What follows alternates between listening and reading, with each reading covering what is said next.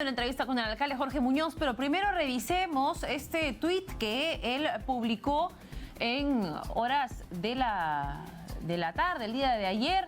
Dijo: la Plaza Mayor de Lima es un símbolo de identidad para todos los peruanos. Resulta un despropósito que continúe cerrada y nocivo para los negocios que viven de turismo.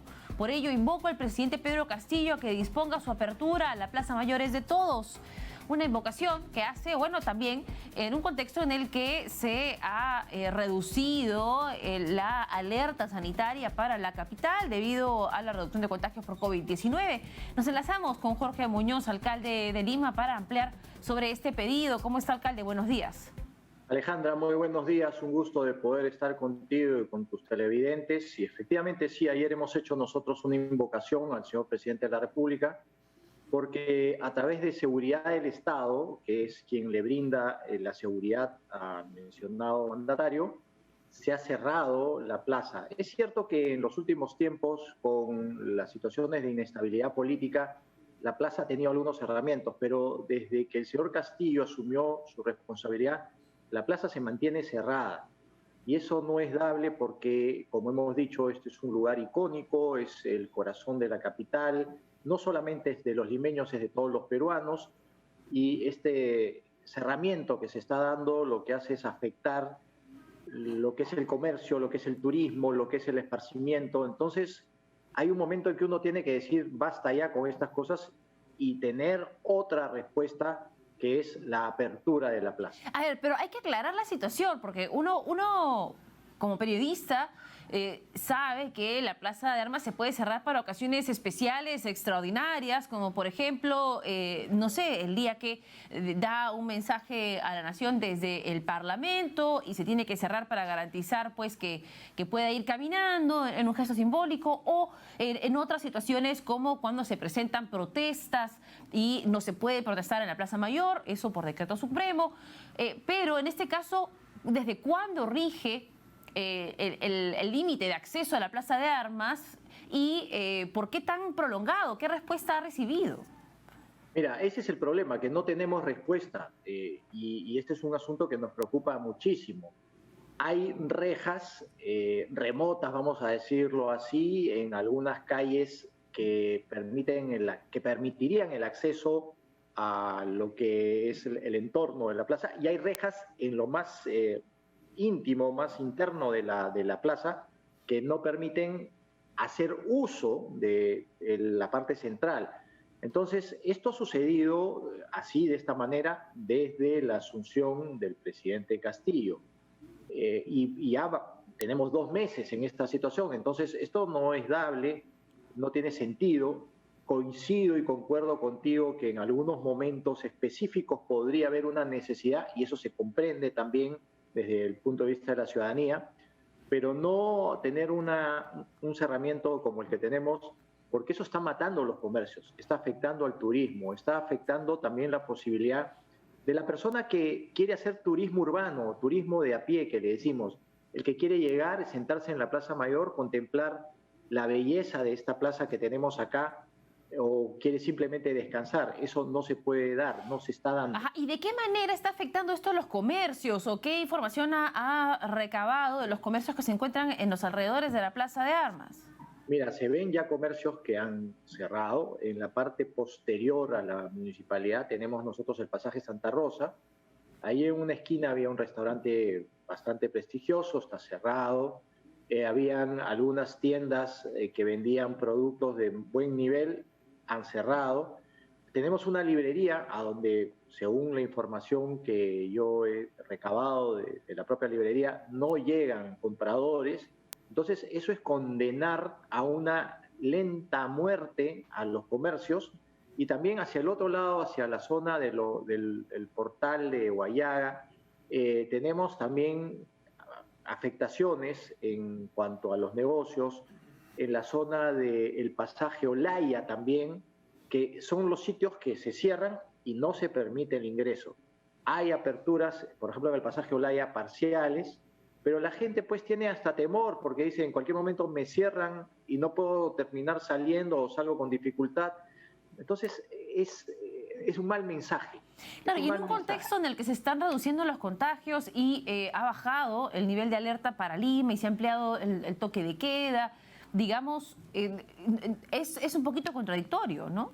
Sin duda que sí. Mira, ahí Alejandra, nosotros hemos puesto lo que son las terrazas gastronómicas, que son espacios justamente en los pasajes, en las zonas que hemos peatonalizado, abiertos, estos espacios, con unas sombrillitas. Se ha generado un lugar libre de carga viral y se venía utilizando o pretendiendo utilizar muy activamente, y de hecho con otros presidentes se pudo utilizar, pero en los últimos días estas terrazas gastronómicas se ven afectadas.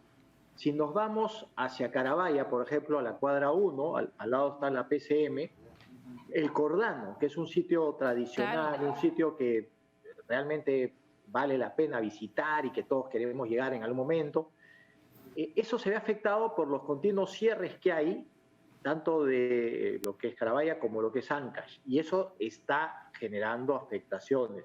Ahí habíamos puesto unas terrazas gastronómicas, tampoco se están utilizando. Un poco más abajo, hacia la esquina de Carabaya con Junín, que acabamos también de peatonalizar para que la gente pueda caminar por esa zona. Ahí está el Museo del Pisco, la gente no está llegando, no están llegando los turistas.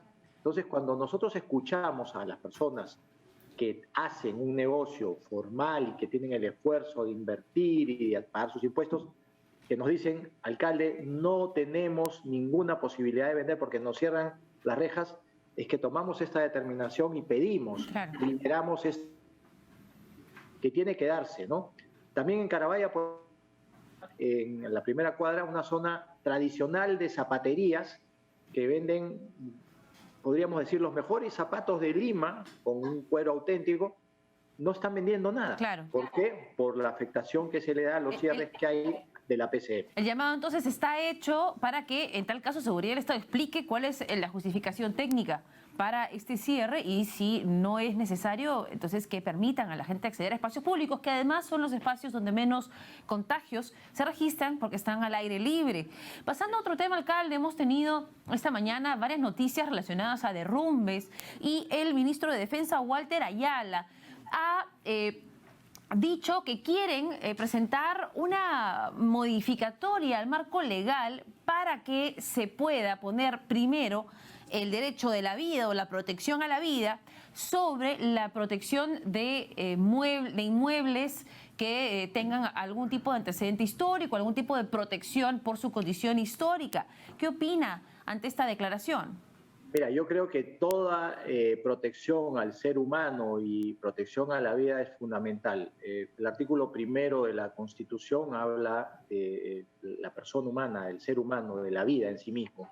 Y entonces hay que ir en esa línea, ¿no? La Constitución nos genera todo el parámetro normativo.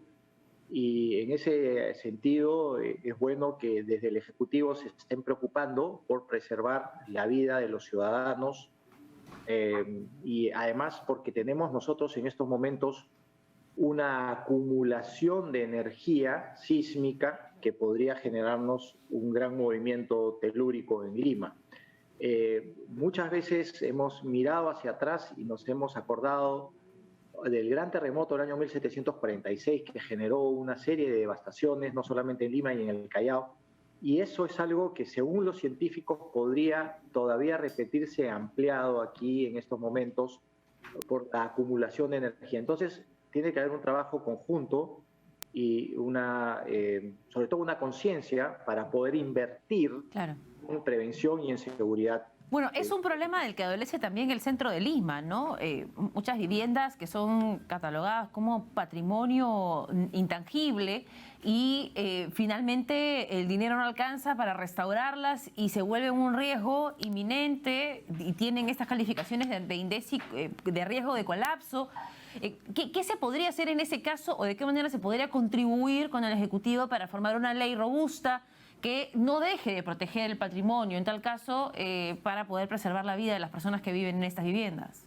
Así es, siempre tiene que haber un equilibrio, sin duda, eso es verdad, pero por encima de lo material está la vida humana, ¿no?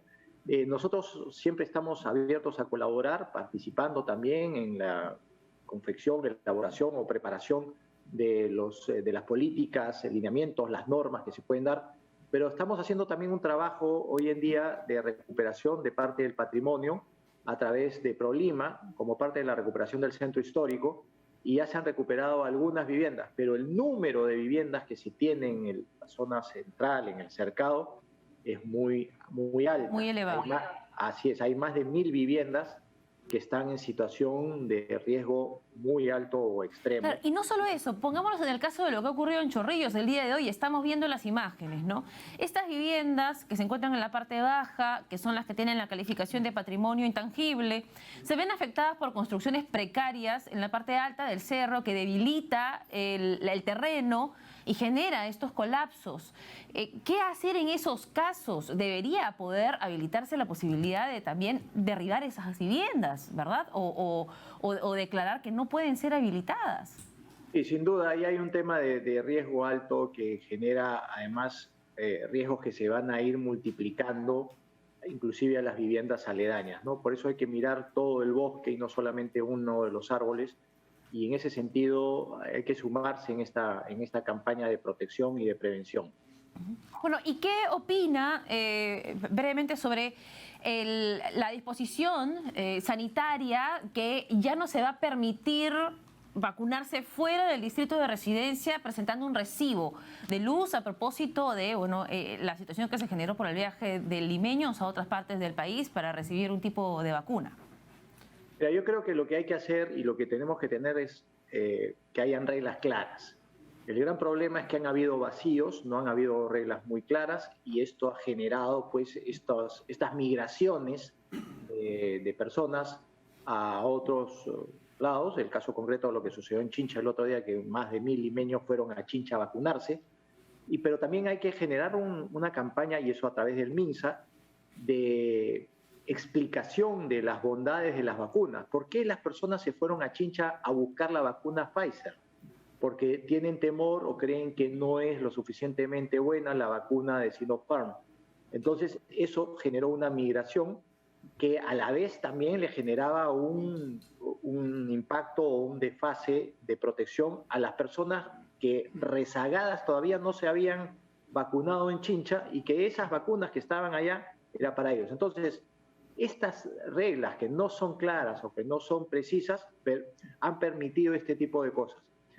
Una de las cosas que me llama la atención, por ejemplo, el otro día, y para graficar lo que estoy diciendo, se están vacunando personas a partir de 23 años en adelante, lo cual es bueno, pero han salido reglas por parte del MINSA que las personas que tienen 18 años y que regresan al país tienen que venir con su doble vacunación. La gran pregunta es, si estamos vacunando recién a partir de 23 años, ¿por qué hacemos exigencias con personas que no están en el rango todavía de ser vacunados?